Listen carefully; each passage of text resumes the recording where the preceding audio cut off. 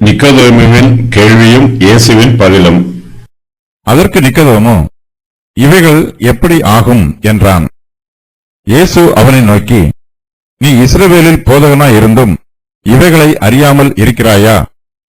மெய்யாகவே மெய்யாகவே நான் உனக்குச் சொல்லுகிறேன், நாங்கள் அறிந்திருக்கிறதை சொல்லி நாங்கள் கண்டதை குறித்து சாட்சி கொடுக்கிறோம். நீங்களோ எங்கள் சாட்சியை ஏற்றுக்கொள்கிறதில்லை. பூமிக்கடுத்த காரியங்களை நான் உங்களுக்கு சொல்லியும் நீங்கள் விசுவாசிக்கவில்லையே. பரம காரியங்களை உங்களுக்கு சொல்வேனானால் எப்படி விசுவாசிப்பீர்கள்? பரலோகத்தில் இருந்து இறங்கினவரும் பரலோகத்தில் இருக்கிறவருமான மனுஷகுமாரனே அல்லாமல் பரலோகத்துக்கு ஏறினவன் ஒருவனும் இல்லை. எப்படி ஆகும்? அதற்கு நிக்கோதேமு, இவைகள் எப்படி ஆகும் என்றான். காற்றானது தனக்கு இஷ்டமான இடத்தில் வீசுகிறது போல ஆவியினால் பிறந்தவன் எவனோ அவனும் அப்படியே இருக்கிறான் என்று இயேசு கிறிஸ்து கூறுகிறார். ஆனால் இயேசு கிறிஸ்துவின் உபதேசம் நிக்கோதேமுவுக்கு புரியவில்லை. ஒருவேளை இயேசு கிறிஸ்து கூறுவது நடைமுறையில் சாத்தியமில்லை என்று அவன் நினைத்திருக்கலாம். தன்னுடைய சந்தேகத்தை நிவர்த்தி செய்யும் வண்ணமாக அவன் இயேசு கிறிஸ்துவிடம் இவைகள் எப்படி ஆகும் என்று கேள்வி கேட்கிறான். ஒருவன் தேவனுடைய ராஜ்யத்தில் பிரவேசிக்க வேண்டும் என்றால் அவன் மறுபடியும் பிறக்க வேண்டியது அவசியம் என்னும் உபதேசத்தை இயேசு கிறிஸ்து வலியுறுத்தி கூறுகிறார். இதன் சத்தியம் நிக்கோதேமுவுக்கு தெளிவாக புரியவில்லை. மனுஷனுடைய சுபாவம் பாவத்தினால் கரைபடிந்திருக்கிறது. ஆகையினால் மனுஷனிடத்தில் எதை சொன்னாலும் அது இயற்கையின் பிரகாரம் சாத்தியமானதா என்று சிந்தித்து பார்க்கிறான். ஆவியினால் பிறந்தவனோ ஆவிக்குரிய காரியங்களை ஆவிக்குரிய மனதோடு சிந்தித்து பார்ப்பான். மனுஷனால் சில காரியங்களை செய்ய முடியாது, ஆயினும் தேவனால் எல்லாம் கூடும் என்று விசுவாசிப்பான். மனுஷன் பாவ சுபாவத்தில் இருப்பதனால் அவன் மறுபடியும் பிறப்பது அவசியமாயிற்று.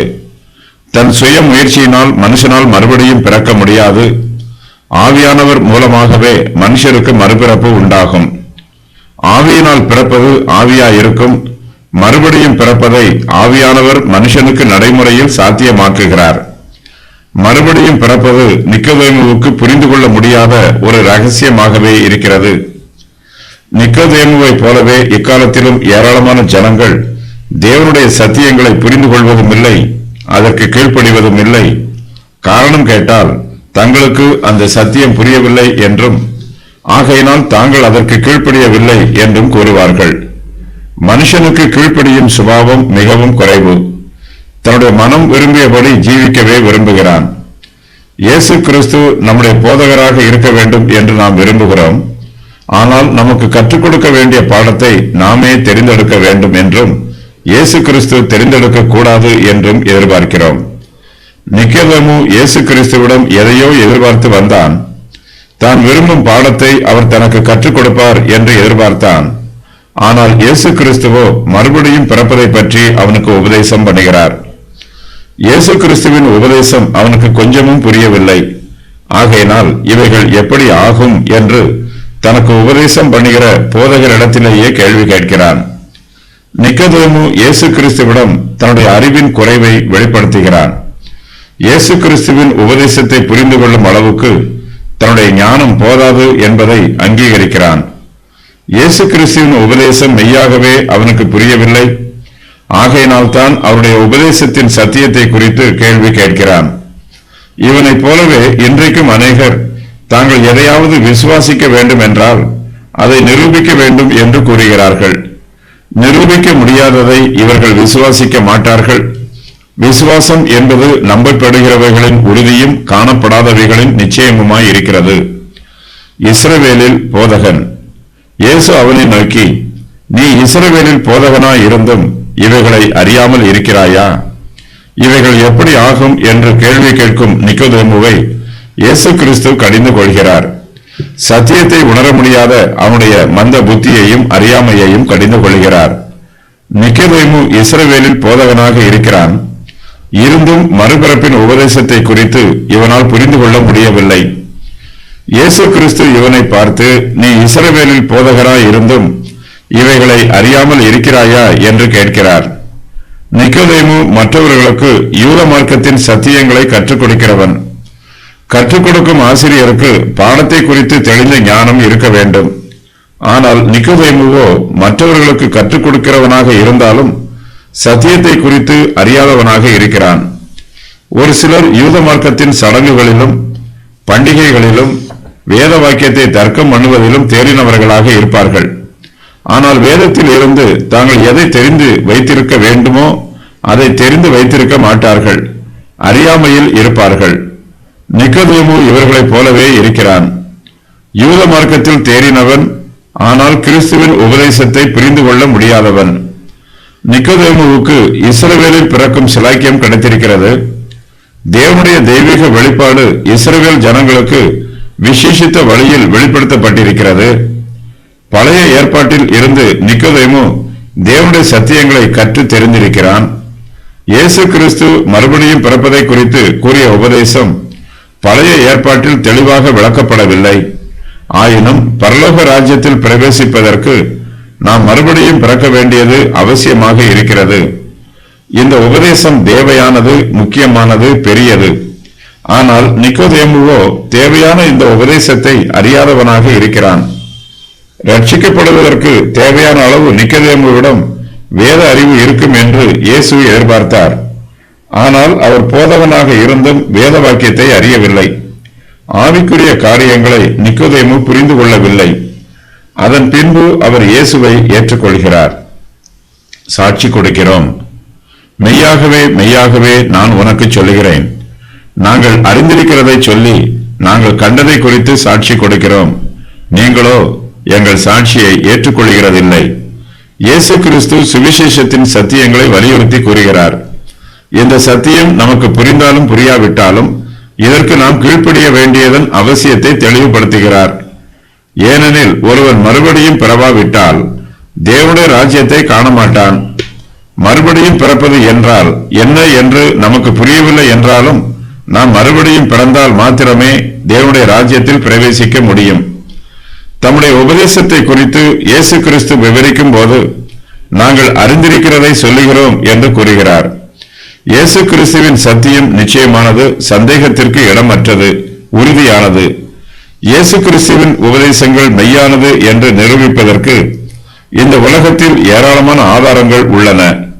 நம்முடைய ஆத்மா இயேசு கிறிஸ்துவின் உபதேசத்தினால் நிரப்பப்பட்டிருக்க வேண்டும். இயேசு கிறிஸ்து எதை பேசினாலும் அவர் தம்முடைய தெய்வீக ஞானத்தில் இருந்து எடுத்து பேசுகிறார்.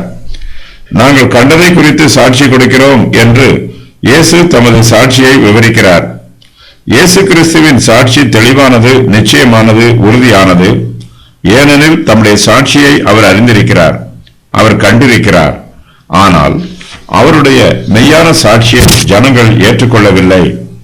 பரம காரியங்கள், பூமிக்கெடுத்த காரியங்களை நான் உங்களுக்கு சொல்லியும் நீங்கள் விசுவாசிக்கவில்லையே. பரம காரியங்களை உங்களுக்கு சொல்வேனானால் எப்படி விசுவாசிப்பீர்கள்? ஆவிக்குரிய சத்தியங்களை விளக்குவதற்கு இயேசு கிறிஸ்து பூமிக்குரிய காரியங்களை எடுத்துக்காட்டுகளாக பயன்படுத்துகிறார். நமக்கு புரிய வேண்டும் என்பதற்காக பொதுவான எளிய மொழி நடையையும் நமக்கு ஏற்கனவே புரிந்திருக்கும் பூமிக்கு அடுத்த காரியங்களையும் பயன்படுத்தி போதிக்கிறார். அவர் பூமிக்குரிய காரியங்களை சொன்னாலும் அவை மெய்யாகவே பரலோகத்திற்கு உரியவை. பரலோகத்தின் ரகசியங்களை பூமிக்குரிய காரியங்கள் மூலமாக விளக்கி கூறுகிறார். பூமிக்கு அடுத்த காரியங்களை நான் உங்களுக்கு சொல்லியும் நீங்கள் விசுவாசிக்கவில்லையே என்று கேட்கிறார். தேவனுடைய மகத்துவமான காரியங்களை நமக்கு விளங்க வைக்க வேண்டும் என்பதற்காக பூமிக்குரிய காரியங்களை எடுத்துக்காட்டுகளாகவும் ஓமைகளாகவும் சொல்லி விளக்குகிறார். புதிய பிறப்பு, காற்று ஆகியவை பூமிக்கு அடுத்த காரியங்கள். நம்முடைய அன்றாட உரையாடலில் நாம் இந்த வார்த்தைகளை பயன்படுத்துகிறோம். மறுபடியும் பிறப்பதை பற்றிய சத்தியத்தை பூமிக்கு அடுத்த காரியங்கள் மூலமாக இயேசு கிறிஸ்து விளக்கி கூறியும் இந்த சத்தியத்தின் பொருளை அறியாதவர்களாகவே இருக்கிறோம். நாம் ஆவிக்குரிய சத்தியங்களை வெளிப்படுத்தும் போது நமக்குள் ஏற்கனவே பூமிக்குரிய காரியங்கள் நிரம்பி இருக்கிறது. இவை ஆவிக்குரிய காரியங்களுக்கு விரோதமாக யுத்தம் பண்ணுகிறது. ஆவிக்குரிய காரியங்களை பூமிக்குரிய காரியங்கள் மூலமாக சிந்தித்து நிரூபிக்க வேண்டும் என்று முயற்சி பண்ணுகிறோம். ஆகையினால் பல சமயங்களில் பூமிக்கடுத்த காரியங்கள் பரம காரியங்களை அறிந்து கொள்வதற்கு தடைகளாகவே உள்ளன. மனுஷன் தன்னுடைய சுய புத்தியினாலோ சுய சிந்தனையினாலோ சுய அறிவினாலோ சிந்தித்து பார்த்தால் சுவிசேஷத்தின் சத்தியம் அவனுக்கு கடின உபதேசமாகவே இருக்கும். தன்னுடைய சுய புத்தியினால் சுவிசேஷத்தை விளங்கவும் முடியாது, விளக்கவும் முடியாது. சுய புத்தியில் சிந்திக்கிறவன் தன்னுடைய சுய சிந்தனையின் பிரகாரமாகவே ஆவிக்குரிய காரியங்களை புரிந்து கொள்ள முயற்சி பண்ணுகிறான். ஆவிக்குரிய சத்தியங்களை புரிந்து கொள்வதற்கு தடையாக இருக்கும் நம்முடைய பலவீனங்களை இயேசு கிறிஸ்து அறிந்து வைத்திருக்கிறார்.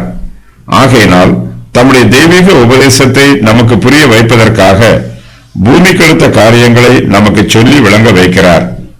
நாம் பூமிக்கு உரியவர்கள். நாம் இந்த பூமியில் வாசம் பண்ணுகிறோம். நமக்கு பூமிக்குரிய காரியங்கள் தான் தெரியும். ஆகையினால் இயேசு கிறிஸ்து நம்மிடம் பேசும்போது பூமிக்கடுத்த காரியங்களையே நமக்கு சொல்லுகிறார். இதை சொல்லும் போது நாம் ஆவிக்குரிய காரியங்களை புரிந்து கொள்ள வேண்டும் என்பதே அவருடைய நோக்கம். நமக்கு எளிதாக புரிந்து கொள்ளக்கூடியதையும் நமக்கு பழக்கமானதையும் இயேசு கிறிஸ்து நமக்கு சொல்லி ஆவிக்குரிய சத்தியங்களை விளங்கச் செய்கிறார். பூமிக்கடுத்த காரியங்கள் குறைவுள்ளது, ஆவிக்குரிய காரியங்கள் பூரணமானது. பூரணமானதை குறைவுள்ள காரியத்தினால் ஒருபோதும் தெளிவாக விளக்கி கூற முடியாது.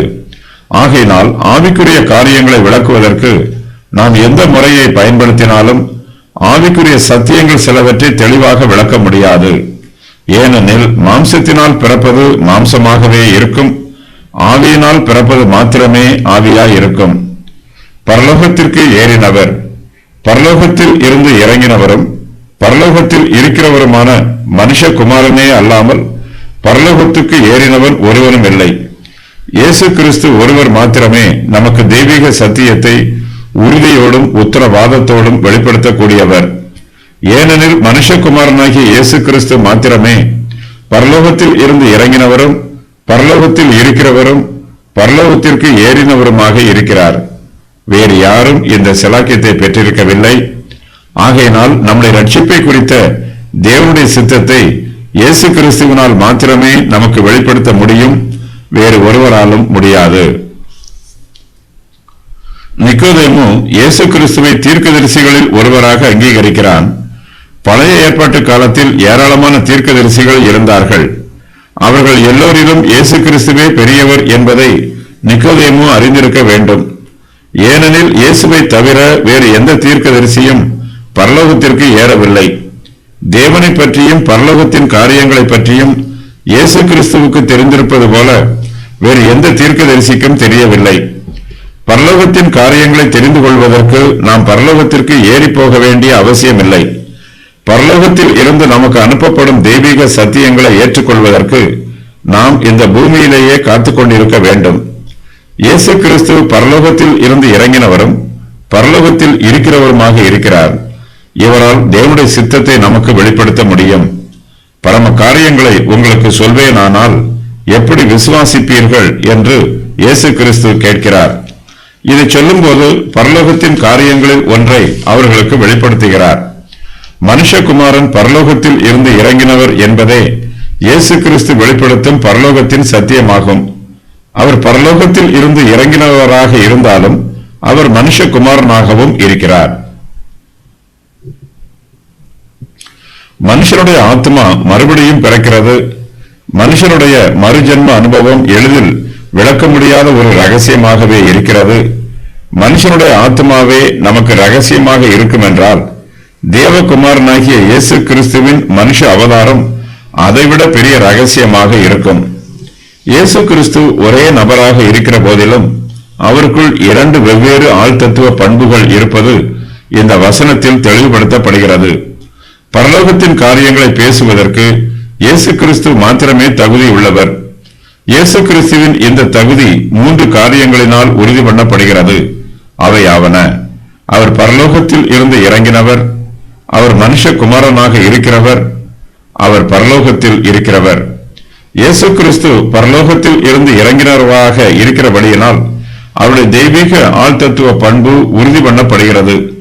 தேவனுக்கும் மனுஷனுக்கும் இடையிலே ஒப்புரவாக வேண்டிய காரியம் பரலோகத்திலேயே ஆரம்பித்து விடுகிறது. நாம் தேவனை நேசிக்கிறோம், அவர் நம்மை நேசிக்கிறார். அவரே நம்மை முதலாவதாக நேசித்தவர். ஆகையினால் அவர் நமக்கு தம்முடைய ஒரே பேரான குமாரனையே அனுப்பியிருக்கிறார். இயேசு கிறிஸ்து பரலோகத்தில் இருந்து இறங்கினவராக இருக்கிறபடியினால் அவருடைய தெய்வீக தன்மை வெளிப்படுவதோடு பரலோகத்தின் தெய்வீக ஆலோசனைகளில் அவருக்குள்ள நெருக்கமான ஈடுபாடும் வெளிப்படுத்தப்படுகிறது. இயேசு கிறிஸ்துவே தேவனுடைய வெளிப்பாடாக இருக்கிறார். நமக்கு தேவனுடைய சத்தியத்தை உபதேசம் பண்ணுவதற்காகவும் நம்மை ரட்சிப்பதற்காகவும் தேவன் பரலோகத்தில் இருந்து இறங்கி வந்திருக்கிறார் என்று புதிய ஏற்பாடு நமக்கு விளக்கி காண்பிக்கிறது. இதன் மூலமாக தேவன் நம்மீது தனது அன்பை வெளிப்படுத்தி இருக்கிறார். இயேசு கிறிஸ்து இந்த வசனத்தில் மனுஷகுமாரன் என்று அழைக்கப்படுகிறார். அவரை மனுஷகுமாரன் என்று குறிப்பிடும் போது யூதர்கள் இந்த வார்த்தைக்கு அவர் மேசியா என்று அர்த்தம் கூறுவார்கள். மனுஷகுமாரனை அவர்கள் மேசியா என்றே எப்போதும் புரிந்து கொள்வார்கள். இயேசு கிறிஸ்து இப்போது நிக்கோதேமுவிடம் பேசிக் கொண்டிருக்கிறார். அவர்கள் இருவருமே பூமியில் தான் இருக்கிறார்கள். என்றாலும் இப்போது பூமியில் இருக்கிற இயேசு கிறிஸ்து பரலோகத்திலும் இருக்கிறார். இயேசு கிறிஸ்து தம்முடைய தெய்வத்துவ பண்பினால் ஒரே வேளையில் பூமியிலும் பரலோகத்திலும் இருக்கக்கூடியவர். ஆகையினால் இயேசுவை சர்வ வியாபகர் என்று அழைக்கிறோம். பரலோகத்துக்கு ஏறினவன் என்பவன் எடுத்துக்கொள்ளப்பட்டவன் அல்ல, தன்னுடைய சொந்த வல்லமையினால் ஏறினவன். பரலோகத்திற்கு எடுத்துக்கொள்ளப்பட்டவர்கள் ஏனோக்கு, எலியா, பவுல், யோவான். இந்த வாக்கியம் இயேசு கிறிஸ்து பரமேறுவதை குறிக்கிறது. இயேசு கிறிஸ்து பரமேறினார். அவர் மறுபடியும் பூமிக்கு திரும்பி வந்து மறுபடியும் பரமேறுவார். யோவான் இந்த சுவிசேஷத்தை எழுதிய போது இயேசு கிறிஸ்து ஏற்கனவே பரமேறிவிட்டார். நிக்கோதேமுவோடு இயேசுவின் சம்பாஷணை யோவான் 3:12 வசனத்தோடு முடிவு பெறுகிறது. இப்பொழுது இயேசு பரலோகத்தில் இருக்கிறார்.